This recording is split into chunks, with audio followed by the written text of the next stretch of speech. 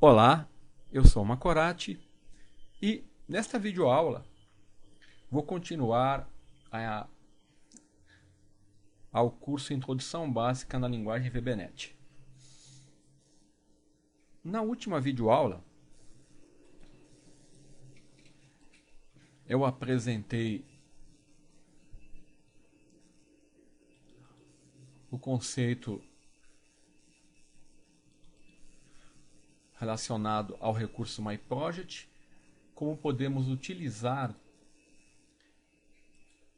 os templates já prontos aqui do Visual Basic. Apenas lembrando que eu estou usando a linguagem VBNet na ferramenta Visual Basic 2008 Express Edition.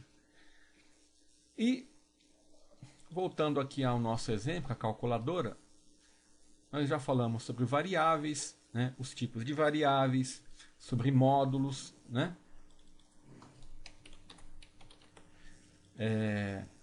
sobre rotinas, funções, conceitos que já foram abordados nas videoaulas anteriores.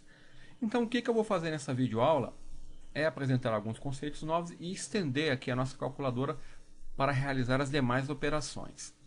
Então, para fazer isso, eu vou remover aqui esses valores porque isso está implícito aqui, né? Opa! Selecionei tudo, deixa eu selecionar apenas aquilo que eu quero excluir. Então eu vou tornar mais ajustado aqui. Então aqui eu vou criar as demais operações para mostrar alguns recursos da linguagem VBNet.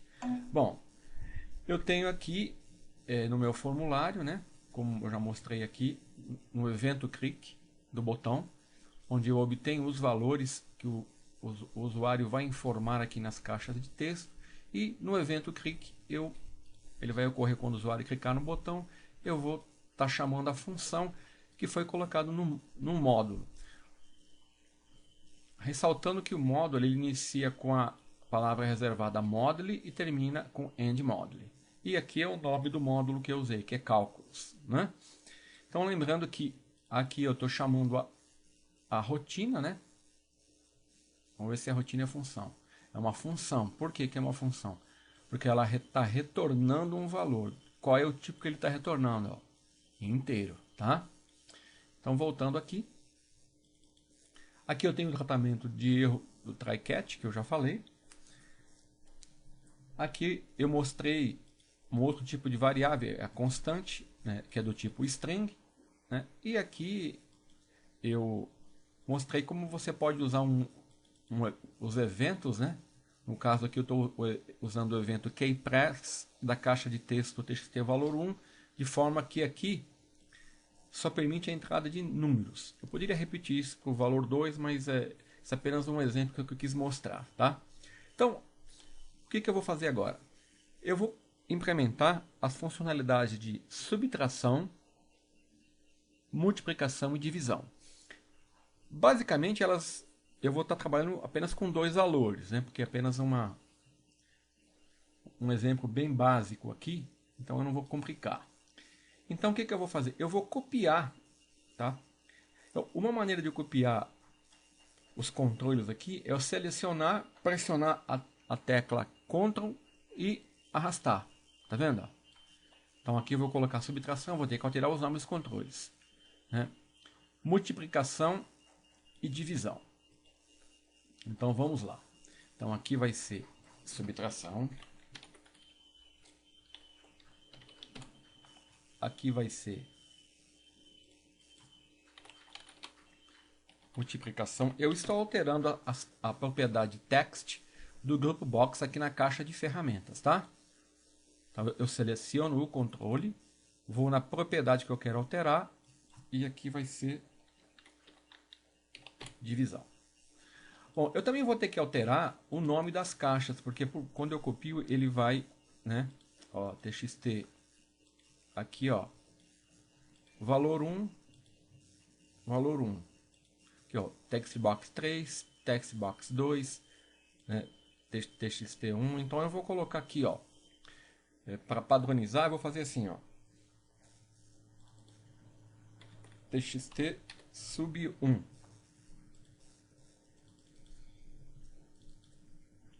txt sub 2,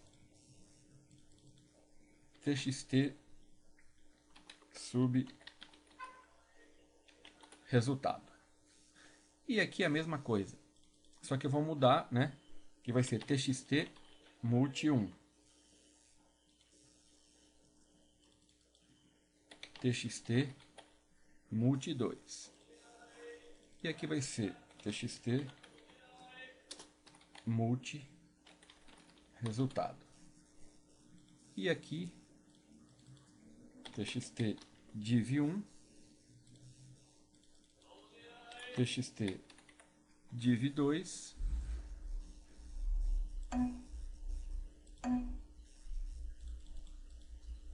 txt div resultado. Esqueci do botão, né? Aqui eu chamei de btn somar. Aqui eu vou colocar btn subtrair. Aqui vai ser btn multiplicar. E aqui btn dividir. Ok? Posso arrastar aqui. Pronto. Eu já tenho aqui condições de realizar as 4 operações. Ok? Então, toda essa alteração que eu fiz aqui, ela é apenas uma alteração na interface, né? Então, se eu entrar aqui na janela de código, na Solution Explorer, eu vou no projeto, eu vou View Code. Olha, eu continuo com o código relacionado somente com o botão somar, que é o evento click, aqui a carga do formulário, e aqui o txt volume keyPlace, que eu implementei apenas como um exemplo, né? E aqui no nosso módulo, que eu usei para centralizar todo o meu código, lembrando que por padrão, uma variável definida em um módulo é visível em todo o projeto, ela é como se fosse uma variável global, ok? E outra característica do módulo, que diferentemente das classes, eu não posso criar uma instância de um módulo, nem posso implementar interfaces em módulos, né? E quando eu falar de classes, você vai entender melhor isso. Então, os módulos, eles, dependendo da situação, ainda podem ser usados, né? E aqui, como nós estamos iniciando na linguagem, o módulo é uma maneira de você organizar, centralizar seu código, facilitando a manutenção, né?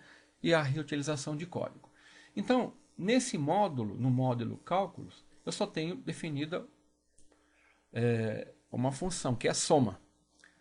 Tá? Então, aqui só estou somando. Se eu executar a minha aplicação, embora eu tenha alterado a interface, o código, né? Aqui eu tenho que alterar. O código aqui, ó, só existe implementado para esse evento. Se eu quiser fazer a subtração, ele não tem nada implementado. Então eu só tenho a interface, né? Mas nada está tratando. Não existe nenhum código previsto para tratar uma informação que foi incluída aqui nessa caixa de texto que eu chamei txt sub 1. É isso que nós vamos fazer nessa videoaula. Então eu vou mostrar também, né, como você pode reutilizar código. E aqui eu estou mostrando uma característica que é muito usada na linguagem procedural. Note que eu estou trabalhando aqui, até este momento, na linguagem Visual Basic.NET, e ela é uma linguagem orientada a objetos. Mas até agora, eu estou trabalhando como se eu estivesse trabalhando numa linguagem procedural. O meu enfoque é que está sendo todo procedural. Tá? Então é por isso que eu sempre digo, você pode ter até uma Ferrari, mas se você não usar os recursos, né, que a Ferrari tem, se você tiver com aquela mentalidade de estar dirigindo um Fusquinha, você não vai poder usufruir de todos os recursos que a Ferrari tem. Aqui seria a mesma coisa, fazendo uma analogia. A linguagem VBNet é uma linguagem orientada a objetos que tem uma infinidade de recursos, mas se eu migrar do VB6 para o VBNet e continuar com uma mentalidade procedural, o meu código vai continuar, né, eu vou estar programando da mesma maneira que eu programava na linguagem VB6. Bom, a princípio isso pode ser uma vantagem para quem está migrando, né? Você não precisa, você não é obrigado a usar, eu não sou obrigado a programar aqui usando classes, interfaces, herança. Nós vamos transformar isso depois, né? Mostrando o conceito de classe, de interface, de herança, mas inicialmente eu posso estar usando, dando um enfoque tradicional, que é dado numa linguagem procedural. Isso não é errado, né? Isso não significa que isso está totalmente errado, né? É claro que isso traz consequências, né? Dependendo do tamanho do projeto, né? Naturalmente, uma linguagem orientada a objetos, se ela está no mercado e ela existe, é porque ela tem algumas vantagens. Então é isso que você tem que levar em consideração. Então vamos lá. O que eu preciso fazer? Vamos começar aqui com a subtração. Eu preciso implementar no meu código, tá? Como eu fiz aqui, ó, no meu módulo cálculos, implementar uma função que faz a subtração e retorna um resultado. Ora, então eu vou copiar e colar isso aqui, tá? Esse aqui é um recurso muito usado na linguagem procedural, copiar e colar. Bom, eu copiei e colei, mas é óbvio que isso aqui apenas me copiou o código da função soma, e eu não quero isso. Olha, quando eu fiz isso, uma coisa interessante, ó, ele reclamou aqui, ó, que ele está falando que essa função, ela soma, ela está possuindo múltiplas definições, com uma assinatura idêntica. A assinatura, como eu falei, é aqui nesse caso, né, a assinatura aqui dessa função são os parâmetros que eu estou passando para ela e o tipo de retorno, né? Então, eu vou mudar o nome aqui, né? Porque na verdade eu quero fazer a subtração, certo? Então eu vou mostrar uma outra forma de implementar. Não vou usar uma variável aqui, né? E não vou usar. Eu vou apenas retornar o resultado. Eu vou retornar V1 menos V2. Não é isso que uma subtração faz? Pronto, meu método para subtração. Então, ó, V1 e V2 são os parâmetros que eu estou passando. Aqui no formulário, vamos voltar aqui, na janela de código, o valor 1 e o valor 2 são as minhas variáveis que estão recebendo os valores do formulário. Quando eu chamo a função, eu passo o valor 1, que é a minha variável, que contém o valor 1 que o usuário informou, e o valor 2. Na rotina, ela vai receber o parâmetro V1 e o parâmetro V2 e vai trabalhar com esses parâmetros e vai retornar. Então aqui, ó, eu vou passar o valor 1 como inteiro, o valor 2 como um inteiro, ele vai retornar um inteiro, né? No caso, ele vai retornar o resultado da subtração de V1 menos V2. Vamos ver se está funcionando? Então eu tenho que voltar no formulário e implementar aqui a rotina do botão clique, né? O botão subtrair. Então eu vou clicar aqui no botão. Como eu copiei, ó, isso é uma característica nova do VBNet. Como eu copiei e colei, eu posso tratar múltiplos eventos aqui, né? Num evento clique eu posso tratar para mais de um componente, mas no meu caso eu não vou querer fazer isso, tá? Então, somar clique já existe. Então, vamos agora clicar aqui no botão. Pronto. Eu tenho aqui um novo evento, um novo botão. Olha, basicamente eu vou fazer a mesma coisa aqui, né? Vou copiar aqui então esse bloco, que eu vou estar obtendo os valores, né? Então aqui não vai mudar nada. Valor 1. Vou mudar o nome aqui apenas para você ver. Ele vai obter o valor 1, né? Da mesma forma que ele obtinha. Só que eu esqueci do try. Só que aqui, ó, ele vai chamar o quê? ele vai chamar a rotina, vamos ver lá, subtração. Então, olha, tá vendo como ela é visível, né? Como ela está com o seu escopo público, ele é visível, subtração. A hora que eu coloco aqui o parênteses, ele já me informa os parâmetros que eu tenho que passar. Então, ó, eu tenho que passar valor 1, valor 2, que são as variáveis aqui do meu escopo, né? Eu não tenho V1 e V2 aqui. V1 e V2 vai ser assumido lá na função. Então, ele vai retornar o... né? Vai fazer a subtração. Vamos ver se está funcionando. Vamos executar. Vamos lá, subtração. 10, 5. Valor 1, valor 2. Resultado. Ocorreu um erro. Conversão de string para íntegra não é válida. Então vamos ver o que está acontecendo aqui. Então vamos lá, vamos debugar. Quando ocorre um erro assim, e eu não sei o que é, o debug serve para isso. Então vamos lá. Eu tenho que arrumar aqui, tá? Vamos lá, subtração. Ah, tá. Olha assim, eu já descobri o erro aqui, mas eu vou... O que está acontecendo aqui? Quando eu copiei aqui, ó, o código, né? Lembre-se que isso é um erro de lógica, tá? Quando você copia código, você tem que tomar muito cuidado com isso. Eu copiei, mas esqueci de alterar o nome da variável. Então, o que vai acontecer? Olha, quando ele chegar aqui e vai atribuir o valor, ó, ele correu por quê? Ó? Porque aqui está em branco txt valor 1.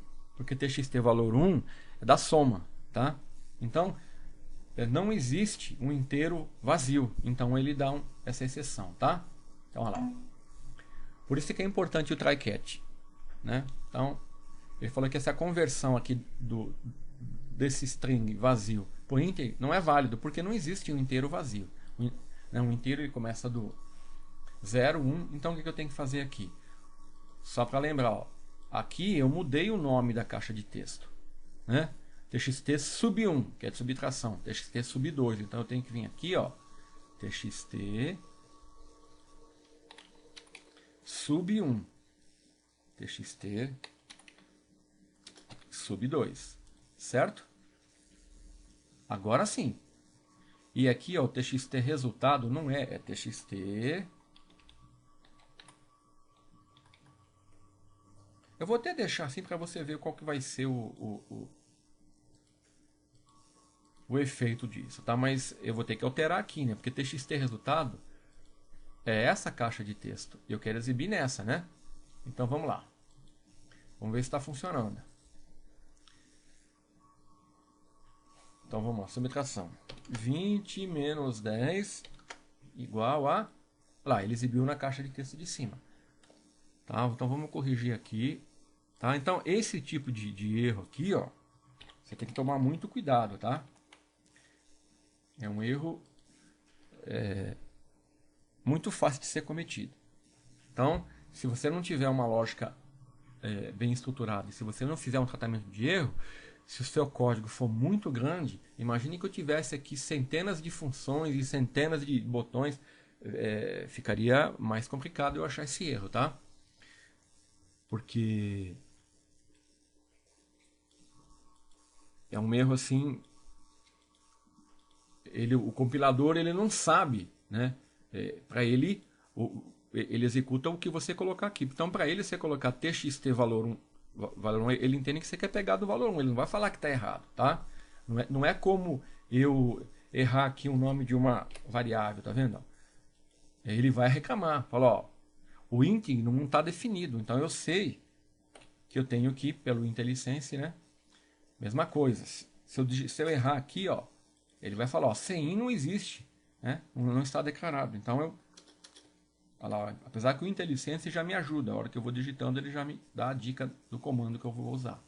Então, a ferramenta, ela, com relação ao Visual Basic 6, ela tem muito mais recursos. É por isso que eu aconselho, se você estiver pensando em migrar, faça isso o mais rápido possível, porque você está ficando para trás, e muito para trás. Porque aqui no final de 2010 aqui está prevista o lançamento do Visual Basic, o Visual Studio 2010, né? E ele vai vir com uma nova CLR, né? O Net Framework 4.0. Foram agregados diversos recursos à linguagem, ou seja, tudo isso para facilitar a vida.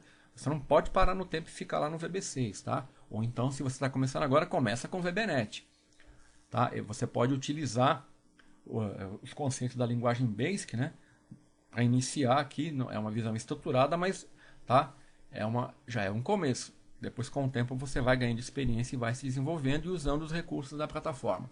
Bom, aqui então, agora vai estar tudo certo. Só vamos executar uma vez aqui, né? E eu quero mostrar um outro recurso aqui. Então vamos lá. Subtração. Então agora ele vai ter que exibir aqui. Pronto. 20 menos 5, 15. Ok? Então vamos lá. Então vamos fazer agora um outro. Vamos supor que eu tivesse digitado isso aqui, ó. Então vamos ver o que ocorre. 5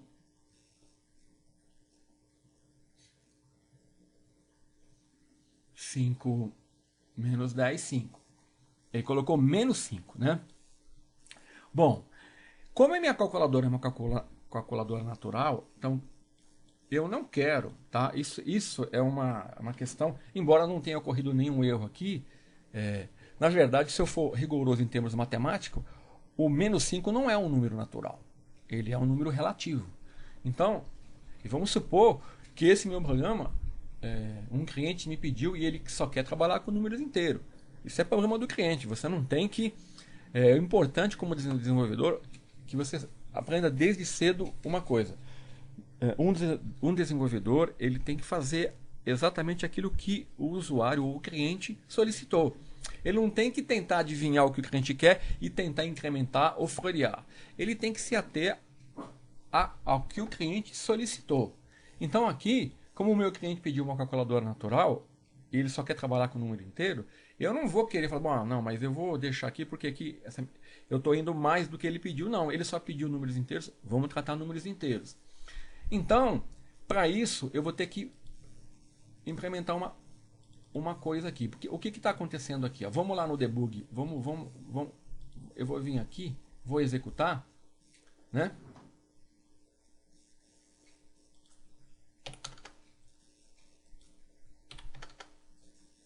A hora que eu clicar aqui, ó, ele vai fazer 100 menos 900. Vai dar um número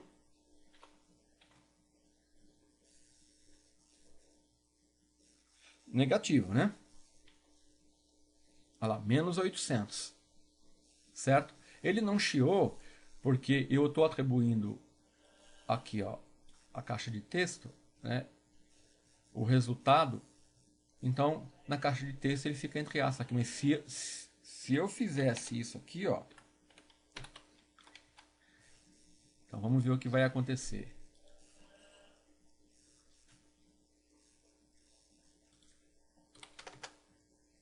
$900.000.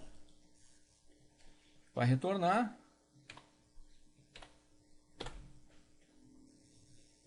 menos 100, né?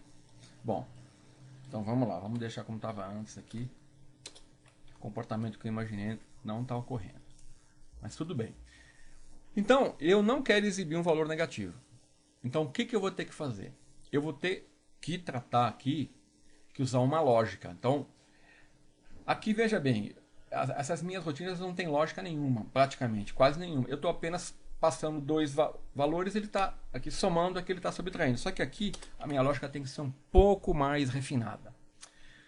Então, eu vou usar vou apresentar o bloco de tomada de decisão, que é o if else, tá? Então o que eu vou fazer, ó? Qual vai ser o raciocínio? Se o valor V1 for maior que V2, eu retorno isso. Se for o contrário, eu retorno o contrário, tá? Então vamos lá. Então eu vou fazer assim, ó. If V1 maior que V2, then, né? Poderia fazer assim, terminaria o end if. Opa. Tá? Ó, Se o valor 1 for maior que o valor 2, ele faz V1 menos V2. Vamos ver como funciona essa lógica? Ó, V1 maior que V2. 99, ok? Então ele fez o cálculo. Mas vamos fazer assim, ó. 1, 100. 0. Então já não retornou nada, né? Por quê? Porque, vou mostrar aqui para você.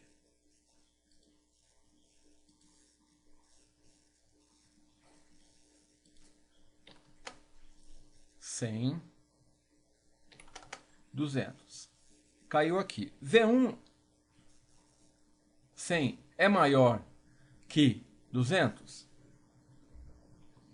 Não, então ele não faz nada. Então ele retorna aqui, ó. Então a subtração aqui não tem nada, então ele, né? Então o que eu tenho que fazer? Eu tenho que refinar mais a minha lógica aqui, né? Eu tenho que fazer assim, ó. Tudo bem. Se V1 for maior que V2, faz isso. Se não, else, retorna o contrário, né? Ou seja, eu vou sempre ter um valor positivo. Se isso aqui for 100 e aqui for 200, ele vai vir aqui, ó. Vai fazer 200 menos 100. Ou seja, aqui eu tenho que mudar o sinal, né? Esqueci. Divisão, a multiplicação, né? E a divisão. Então vamos aqui mostrar a lógica, né?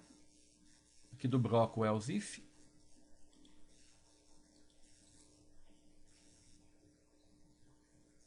Então vamos lá. V1 menor do que V2. Ele vai entrar aqui e no bloco if ele vai tomar a decisão. Se V1 10 é maior que 20, então ele vai fazer isso. Se ele faz isso, depois ele cai fora, né? Ele cai fora do if. Ele só executa essa linha, o else ele não executa nada disso e ele sai fora. Não é. Então, ó, no bloco, isso não é verdadeiro. Então faça isso, tá? Então essa é a lógica. Se isso for verdade, faça isso. Se não, execute isso. Eu não dei escolha para ele, tá? Então ele vai fazer 20 menos 10.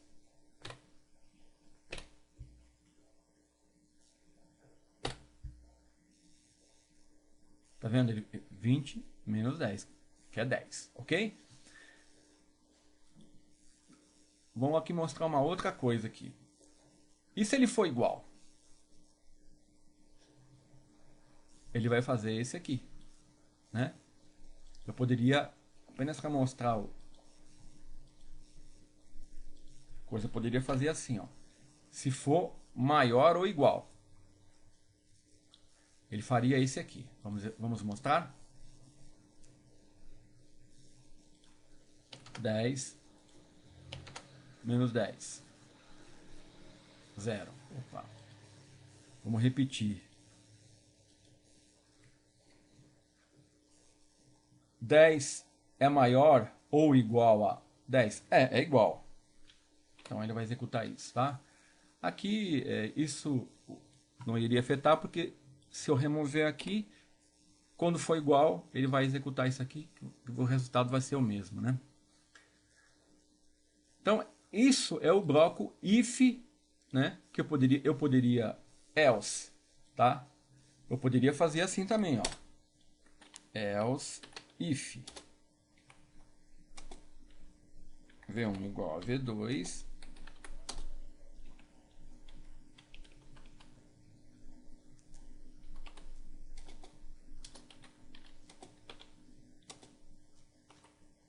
V1 igual a V2,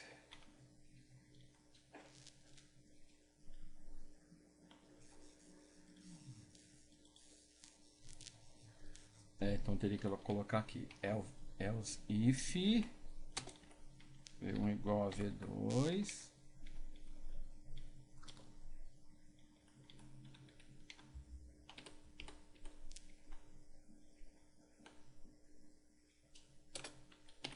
else.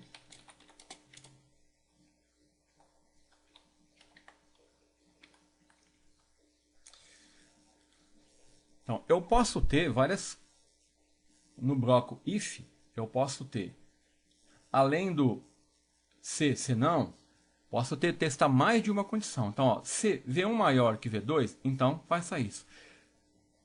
Se V1 igual a V2, continue fazendo isso. Claro que aqui não tem muito sentido, né? Mas é apenas para mostrar esse else if aqui. Se não, faça isso, tá? Então, eu posso incluir aqui testar várias condições com else if, tá? E o else vai ser sempre a saída. Ele vai tentar executar primeiro esse, depois esse else if, e eu posso colocar, se eu tiver 100 else if, ele ia passar por cada um verificar. Se não fosse nada, ele executaria isso, certo? Como eu posso ter somente o bloco else, né? Somente isso. São uma condição. Né? Então, o bloco de decisão if, else, permite você testar mais de uma condição. Isso aqui no meu artigo aqui, Webernet conhecendo a estrutura de controle de fluxo, eu abordei mais detalhes, né? Falei do if, then else, né? Ó, olha aqui, a estrutura é if, else if, condição 1, então código 2. Else if, condição 2, então código 2. Então, else if, condição, se você tiver várias condições, você, né, na estrutura if, then else, né? E se não, ele vai executar o código N.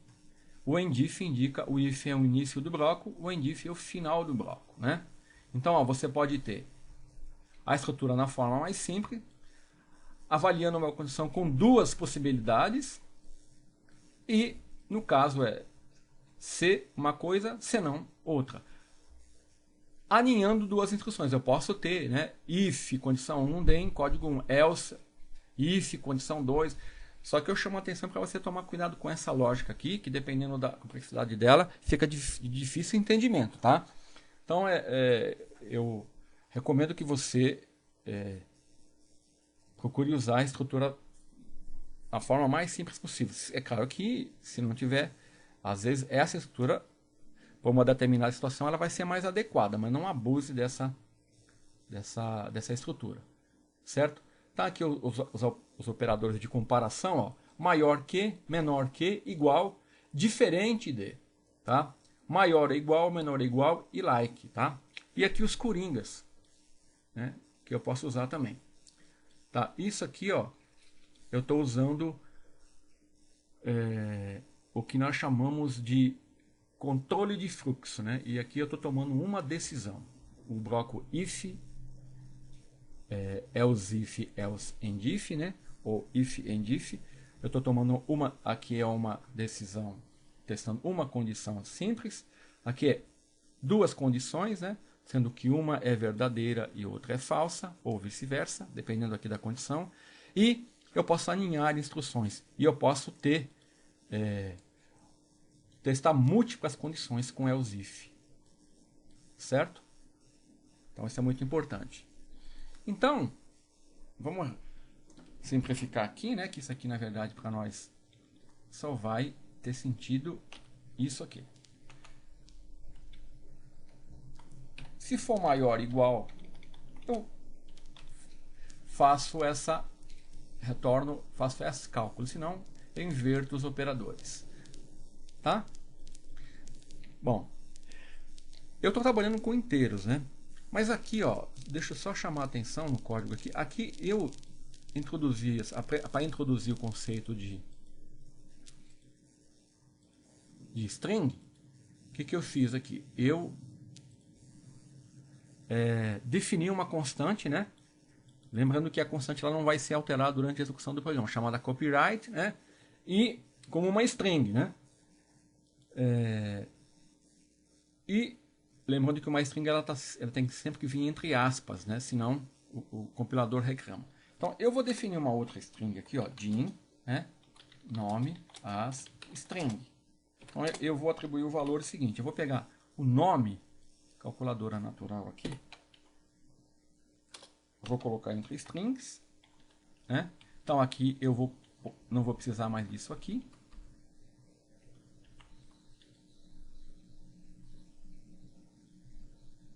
Certo? E aqui, ó, se eu deixar do jeito que está aqui, ele só vai exibir powered, né? Então eu vou colocar aqui, ó, nome e vou concatenar. Esse símbolo aqui significa que ele vai concatenar, né? Ele vai encadear as duas strings, o nome e a calculadora natural. Vamos ver como vai ficar?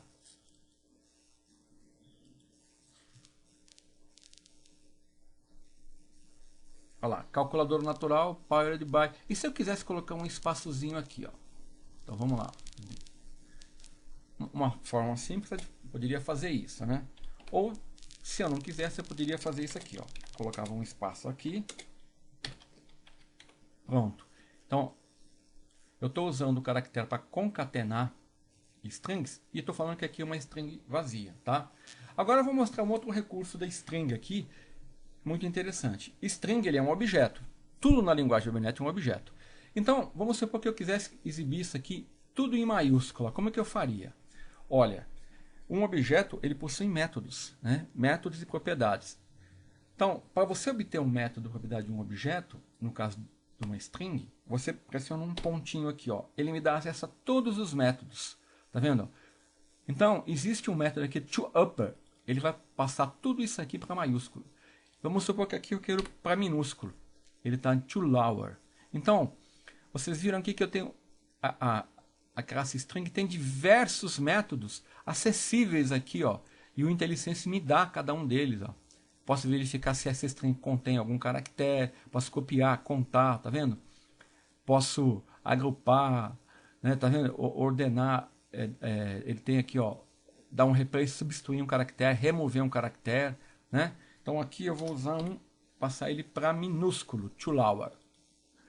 Então, ó, nome vai ser tudo maiúsculo, copyright tudo minúsculo, tá? E aqui vai ter um espaço que eu usei o caractere de concatenar.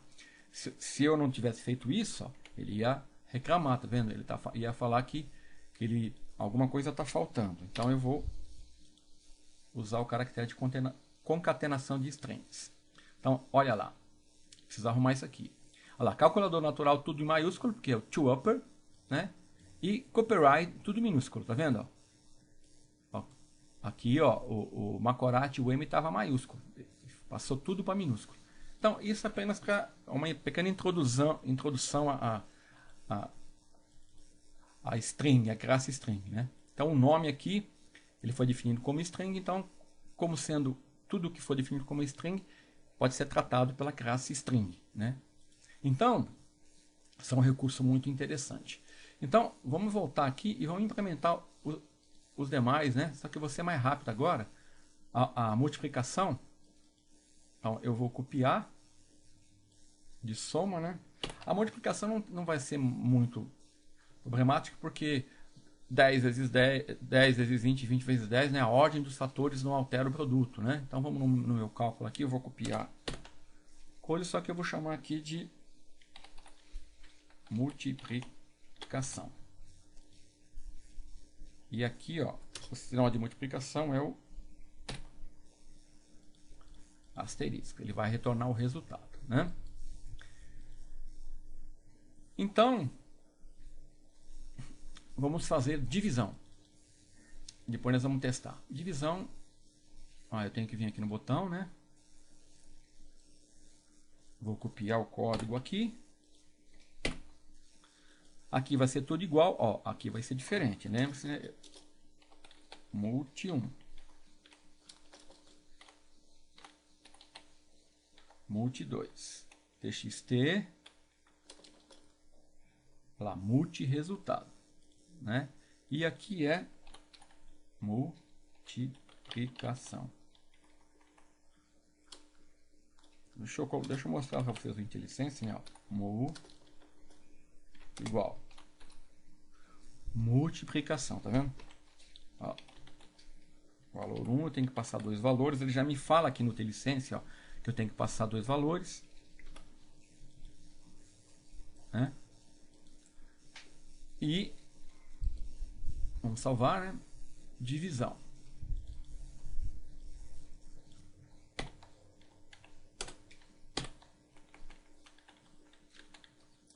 De chiou porque eu copiei, né? Vou ter duas funções com a mesma assinatura. Resultado, então aqui vai ser V1 dividido por V2. Certo? Bom. Divisão. Vamos voltar no formulário aqui, ó. Aqui o botão eu tenho que copiar, né? O evento click. Cada botão tem um evento click. Então, lembre-se que aqui, ó, tem que alterar div1.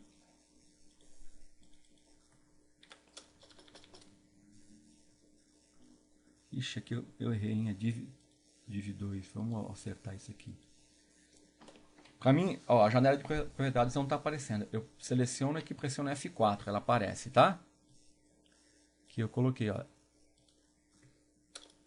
div2. Então vamos voltar aqui. Div2 txt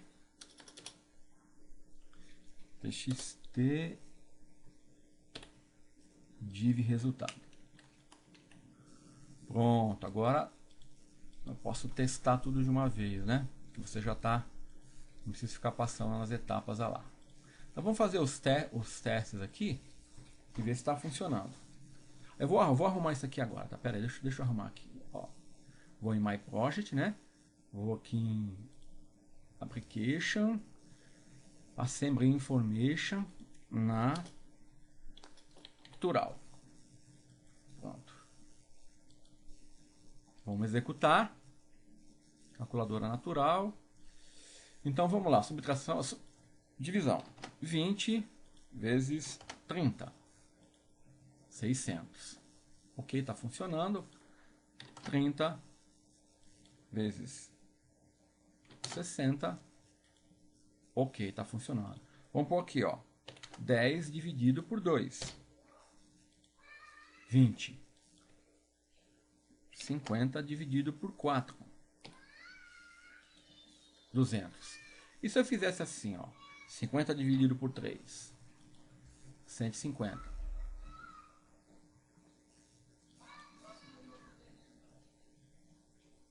Opa, aqui tem alguma coisa errada.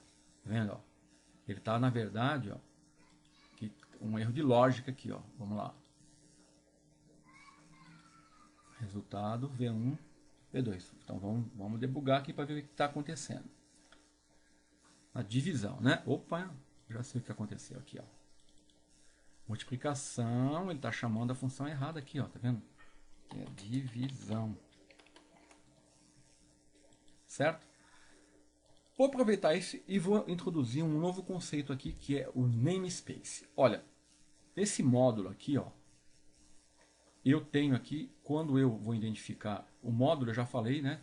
Tudo que você definir no módulo como public passa a ser visível pelo seu projeto, tá? O código ele tem um escopo de visibilidade, a não ser que eu coloque private aqui, né? Eu já falei do escopo da variável, né? Vou aqui retornar, depois eu falo sobre isso. Então, se eu colocar private aqui, a função soma, ó, ele vai falar que tem um erro. Olha lá, que a soma não está declarada. Tá vendo? Por quê? Porque private tem um escopo de visibilidade somente dentro aqui de cálculos, é que essa rotina vai ser vista. Como eu quero que ela seja visível por todo o projeto, eu coloco public. Então, qualquer variável declarada aqui, ela tem um escopo global, tá? Ela é visível por todo o projeto e no caso das rotinas e das funções, se ela for pública, da mesma forma, né? Então,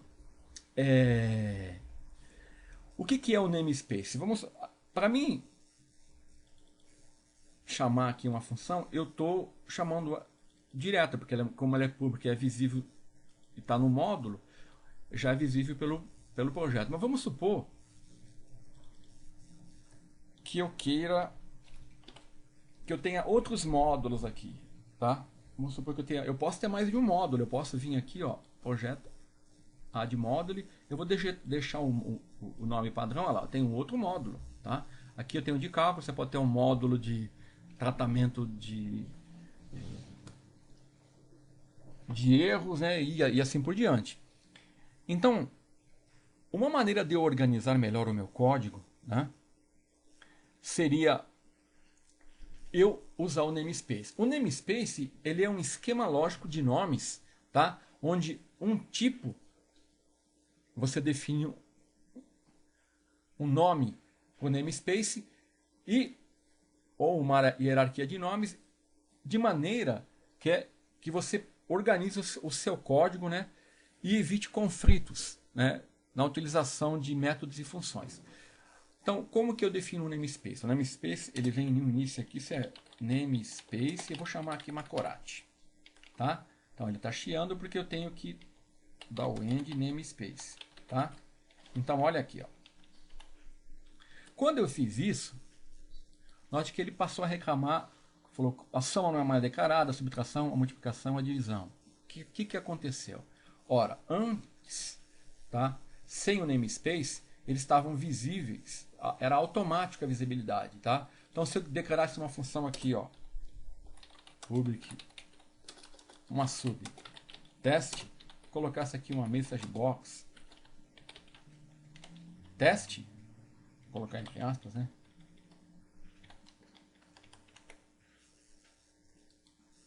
Também isso aqui, ó, seria visível. Se eu quisesse usar essa função aqui, ó, olha lá, ele é visível. Então, poderia haver conflito de nome de funções definida em módulos, tá? É claro que namespace, ele é o conceito, eu estou introduzindo ele aqui, mas ele é mais utilizado em classes, né? Mas em módulos pode ser usado também. Então o conceito vai ser o mesmo, organizar o seu código e evitar conflitos, certo? Então, como eu defini o namespace aqui, todas as funções perderam a visibilidade. Por quê? Porque o namespace criou uma hierarquia ali. Então, soma não é mais visível. Por quê? Ó? Vamos colocar aqui. Ó. Não está declarada. Por quê?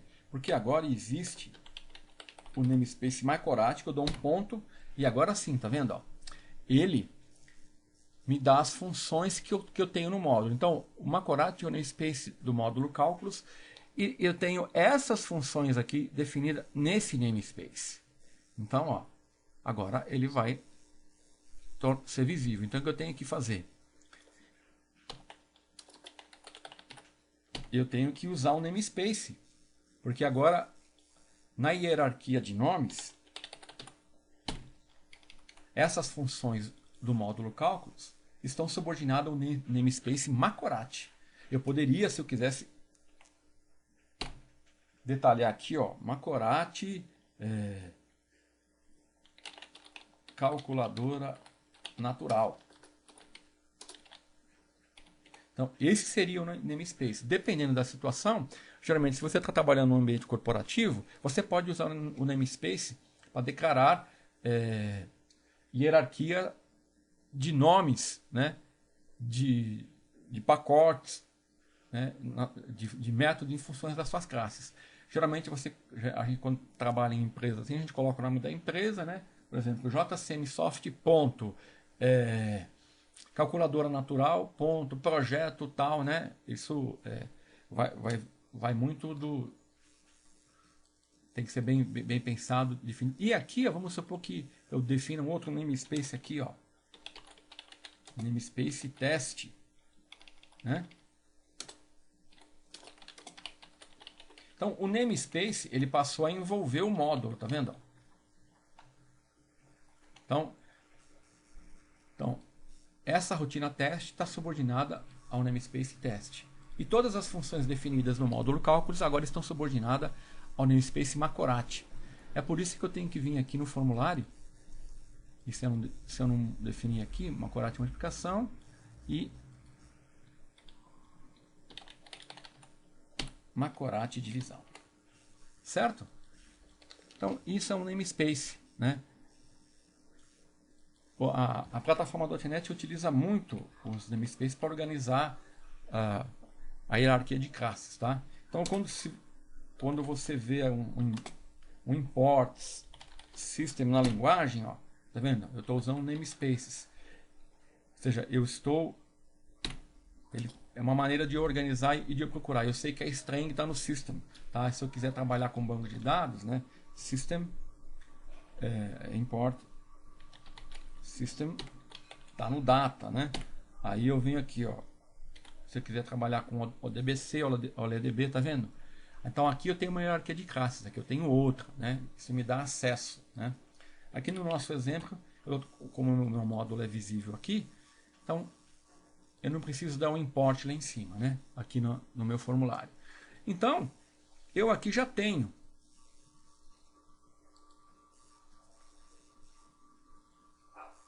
Vamos fazer a divisão aqui, né? 3 dividido por 5. 1. O que aconteceu? Ele está retornando inteiro, né?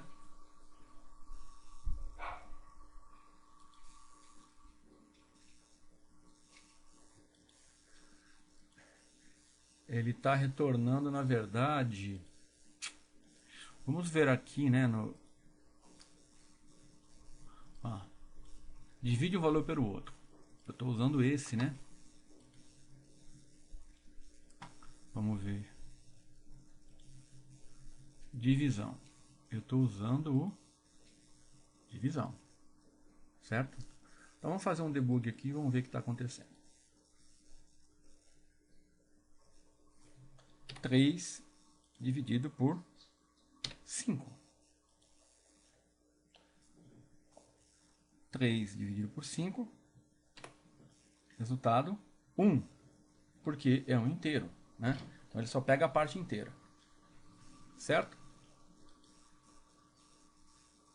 Então tá ok. Aqui para a nossa calculadora natural tá ok. Mas vamos supor que o meu cliente, né, como sempre ocorre, mudou aqui a funcionalidade. Ele mudou o requisito do projeto. Falou, ó, tudo bem, eu quero uma calculadora que para as operações soma, subtração e multiplicação me retorne somente inteiros. Mas para divisão eu quero saber o resultado correto. Então eu quero trabalhar com precisão. Eu quero trabalhar com números decimais. Então números decimais não são inteiros. Então eu vou ter que mudar aqui, no caso da divisão, eu vou ter que mudar o retorno. Apenas lembrando, vamos ver aqui nas variáveis, né? Aqui os operadores. Vamos ver aqui. Vamos ver se é no 1.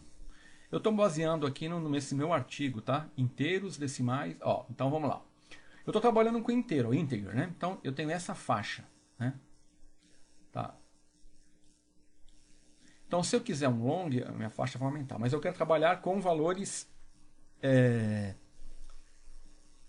Eu quero aumentar a minha precisão. Eu posso trabalhar com single, né? Que tem uma precisão. Ou posso trabalhar com double, que tem uma precisão maior. Mas aqui eu vou estar gastando mais memória. Então eu vou ter que avaliar. Eu vou precisar dessa precisão? Então vamos fazer um teste aqui. Eu vou colocar então aqui, ó.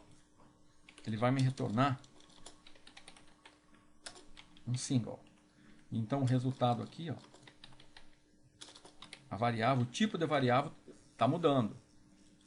Ele vai me retornar um single. E aqui, ó, na divisão,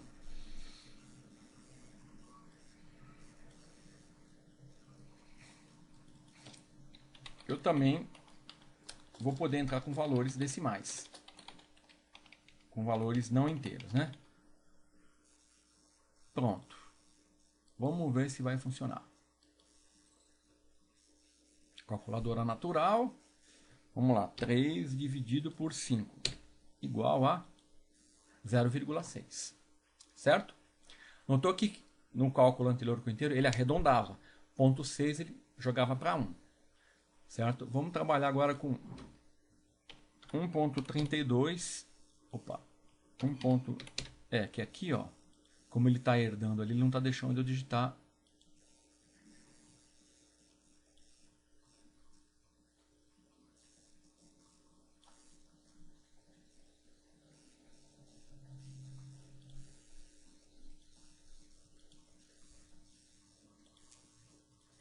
Vamos ver a propriedade aqui, né? Certo. Bom, vamos lá. 10 dividido por 7. Pronto, é isso que eu queria saber. Então, olha aqui. Então, houve uma alteração no requisito do sistema. Então, com isso, quem que implicou? Implicou que eu tive que alterar aqui, na minha função, né, o tipo de retorno, né, e o tipo de variável que eu estava usando. E também, a variável que eu estou passando para fazer o cálculo, eu tive que mudar também o tipo dela aqui, né? Então, aqui também eu tenho que mudar. C, olha lá, ó, vou passar para single. CCNG. Então, C, single. Certo? É por isso que ele não estava deixando eu digitar. Eu digitava ali, ele...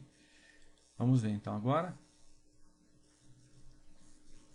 Vou colocar o breakpoint aqui. 13 dividido por 11. Eu sei que não vai dar uma divisão exata, né? Então vou dar um OK aqui, ó. Então, ó, o valor 1 é um single, né? Ele vai obter 13.0, tá vendo? Ele já inclui um ponto decimal aqui. Aqui ele vai chamar a função divisão, que está no módulo cálculos, subordinado ao namespace Macrorat. Olha lá. V1, 13. Opa, então aqui tem que mudar também, tá vendo? Single. Single. Deixa eu parar, né? Senão ele chia. Tá vendo? Todo esse tipo de erro que está acontecendo aqui é coisa que você tem que tomar cuidado quando você copia e cola e quando você altera o módulo. Por isso que você tem que testar exaustivamente e colocar tratamento de erros. Porque está vendo como nós erramos, tá? Cara, que eu estou preocupado aqui com o tamanho dessa videoaula, mas isso aí é bom. 13 dividido por 11. Vamos lá no breakpoint. Valor 1, valor 2. É single, vem aqui, é single, o resultado, olha lá, ó, armazenou e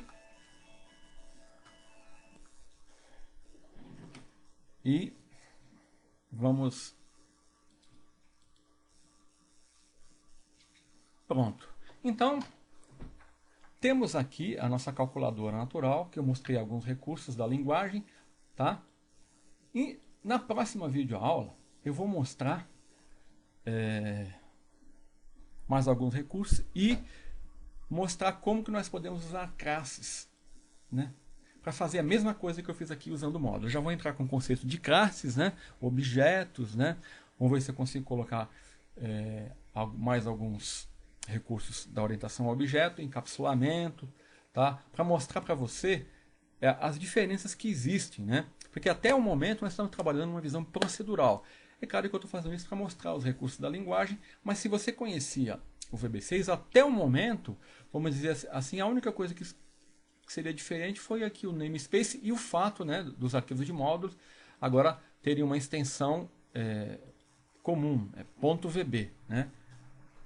No VB6, o arquivo de módulo tinha extensão bas, certo? Apenas para lembrar. Então, na próxima videoaula, eu vou mostrar para você, né, outros recursos da plataforma .NET. Então eu aguardo você na próxima videoaula.